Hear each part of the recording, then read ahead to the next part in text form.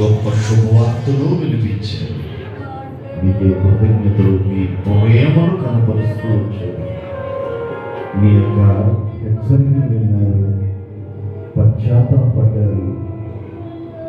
ఈ కృప నాకు కావాలి, ఈ ఎండ నా మీద పడాలి, ఈ విసురుగా నా మీద ఉదయించువా అంటూ పశ్చాత్తాపంతో చేతులని బిడ్డకొని దాసుడిగా ప్రార్థిస్తూ ఉంటాను. నీ దిస్తుడయ్యా, నీ బిడ్డ మీరు ఉదయించబోతున్నారు బట్టి స్తోత్రం. చీడ తొలగిపోవును గాక, కొడుకుడు పురుగు తొలగిపోనాక,